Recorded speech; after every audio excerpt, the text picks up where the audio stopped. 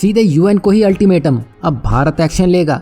वहीं जर्मनी ने भारत के लिए ब्रिटेन, कनाडा और ऑस्ट्रेलिया के मुंह में जोरदार तमाचा दे मारा है। साथ ही यूएई ने फ्रांस के 80 राफेल की डील कैंसिल करने की धमकी क्या दी। 24 घंटों के अंदर फ्रांस घुटनों पर आ गया। साथ ही भारत की दिग्गज कंपनी अमूल ने चीन, अमेरिका, ब्रिटेन, जर्मनी को पीछे छोड़ते हुए पहला स्थान हासिल कर लिया है। जैसा कि आप देख पा रहे हैं, जहां ताकत है ज्यादा से ज्यादा देश आपको वहीं झुकते हुए दिखाई देंगे। वहीं यूएन के साथ भी यही हो रहा है और अब ऐसा लग रहा है कि वो अपने हिसाब से ही चलना चाहता है। लेकिन अब भारत ने यूएन को अल्टीमेटम दे दिया है कि जल्द से जल्द यूएन में रिफॉर्म्स लाए जाएं, वरना भारत यूएन 2.0 की तरफ आगे बढ़ जाएगा। दरअसल हुआ यह है कि संयुक्त राष्ट्र सुरक्षा परिषद यानी कि यूएनएससी में सुधार को लेकर दुनिया भर में बहस छिड़ चुकी है। भारत और कुछ अन्य देश चाहते हैं कि यूएनएससी में स्थायी सदस्यों की सीट बढ़ाई जाए ताकि दुनिया के सभी हिस्सों का इसमें उचित प्रतिनिधित्व हो सके। लेकिन कुछ अन्य देश इस बात के खिलाफ हैं। वे चाहते हैं कि मौजूदा व्यवस्था वैसी ही बनी रहे।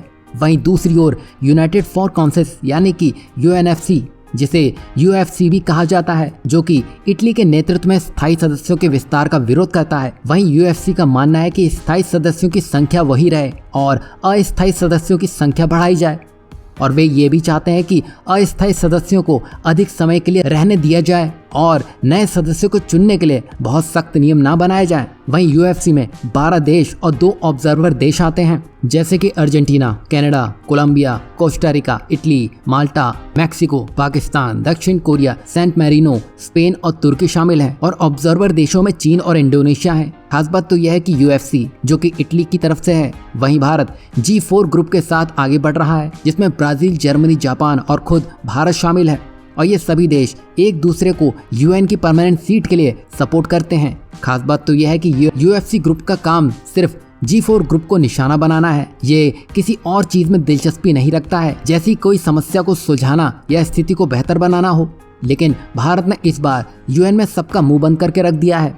पहली बात, चीन यूएन सीट का परमानेंट मेंबर है, फिर भी वो यूएफसी में एक ऑब्जर्वर के रूप में कैसे काम कर रहा है। वहीं भारत ने ये साफ कहा है कि यूएफसी ने अफ्रीका, लैटिन अमेरिका और एशिया जैसे महाद्वीपों को एक तरफ धकेल दिया है। वहीं अफ्रीका में 54 देश हैं और वो बहुत लंबे समय से मांग कर रहे हैं कि यूएनएससी में उनके देश को भी जगह मिले ताकि उनकी समस्या पर ध्यान दिया जा सके। कुल मिलाकर यूएफसी का एजेंडा भारत को रोकने पर केंद्रित है कि भारत को यूएन की परमानेंट सीट ना मिल जाए।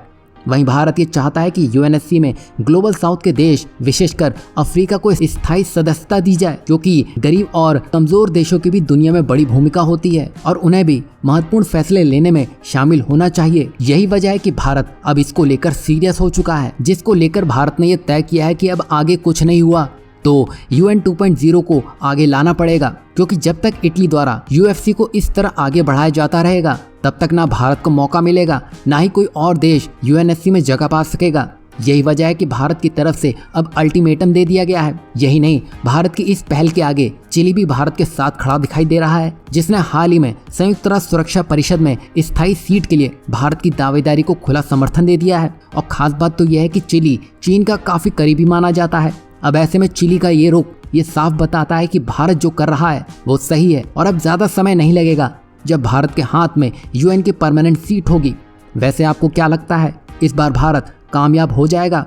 वहीं नेक्स्ट अपडेट की बात करें तो ये जर्मनी से जुड़ी हुई है, जिसने ब्रिटेन, ऑस्ट्रेलिया और कनाडा को करारा जवाब दे दिया है। ये तो आप जानते ही होंगे, इन तीनों ही देशों ने अपने यहाँ वीज़ा नियमों को कठोर कर दिया है ताकि इनके देश में जो इमिग्रेशन की समस्या है उसका समाधान किया जा सके। और इनके इस फैसले से भारतीय स्टूडेंट्स को सबसे ज़्यादा नुकसान उठाना पड़ सकता है, जिसके नतीजे आपको जल्दी दिखने भी लगेंगे। जहां ये देश ये सब कुछ करने में लगे हैं, वहीं जर्मनी इन सब से अलग भारत से स्किल्ड वर्कर्स की डिमांड कर चुका है।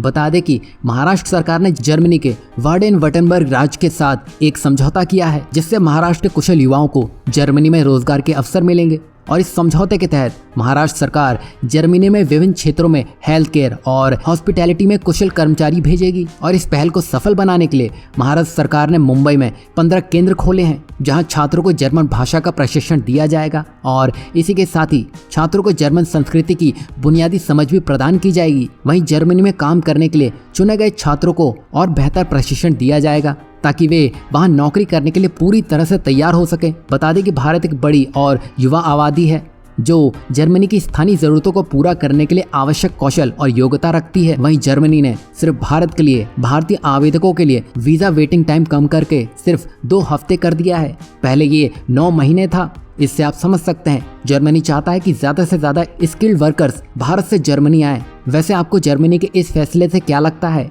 ब्रिटेन, ऑस्ट्रेलिया और कनाडा को एक जवाब दिया जा सकेगा? वहीं नेक्स्ट अपडेट की बात करें तो यह अभी के हॉट टॉपिक यानी कि टेलीग्राम के सीईओ पावेल दुरोव को लेकर है, जिसमें फ्रांस को 24 घंटों के अंदर ही झुकना पड़ गया है। दरअसल हुआ यह है कि जब टेलीग्राम के सीईओ जेल में थे तो यूएई ने कहा था कि उनको जल्द से जल्द छोड़ दिया जाए। वहीं ये मामला सिर्फ एक व्यक्ति की गिरफ्तारी से कहीं ज्यादा गहरा है।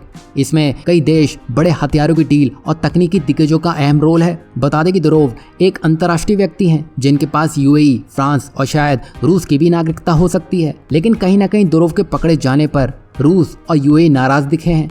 यही वजह थी कि यूएई ने फ्रांस को चेतावनी दी कि अगर दुरोव को रिहा नहीं किया गया तो वो दोनों देशों के बीच राफेल के $20 बिलियन की 80 फाइटर जेट की डील को रद्द कर देगा। बस इतना भर होने की देरी थी।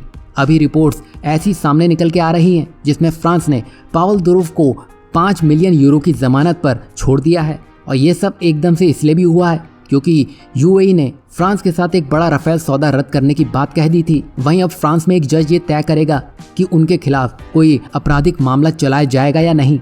बता दें कि टेलीग्राम का ग्लोबल हेडक्वार्टर दुबई में है, साथ ही दुरोव की यूएई की नागरिकता भी है। तो सीधे सीधे यूएई इसमें कूद पड़ा और फ्रांस को यूएई की बात माननी पड़ गई। वैसे आपको क्या लगता है ये मामला और आगे कहां तक जाने वाला है? वहीं नेक्स्ट अपडेट की बात करें तो ये भारत की दिग्गज कंपनी अमूल को लेकर आ रही है, जिसने बड़े बड़े देशों को बौना साबित कर दिया है। ये तो आप जानते ही होंगे, खाने पीने के प्रोडक्ट बनाने वाली कंपनी अमूल का दबदबा भारत में तो पहले से ही है, लेकिन अब दुनिया ने भी अमूल की बादशाहत स्वीकार कर ली है। बता दें कि एक रिपोर्ट के अनुसार अमूल अब दुनिया में सबसे मजबूत ब्रांड बनकर सामने आ चुका है। उसे ब्रांड फाइनेंस की एक रिपोर्ट में AAA+ रेटिंग दी गई है, जिसमें अब कंपनी की ब्रांड वैल्यू बढ़कर $3.3 बिलियन हो चुकी है। बता दें कि कंपनी ने पिछले साल लिस्ट में नंबर 1 रही हर्शीज को पछाड़ दिया है। इसका मतलब यह है कि अब अमूल दुनिया का सबसे मजबूत खाद्य ब्रांड बन चुका है। और ये उपलब्धि न केवल अमूल के लिए बल्कि पूरे भारत के लिए गर्व का विषय है। दुनिया के सबसे बड़े 50 खाने पीने के ब्रांड में अमूल अकेला भारतीय ब्रांड है।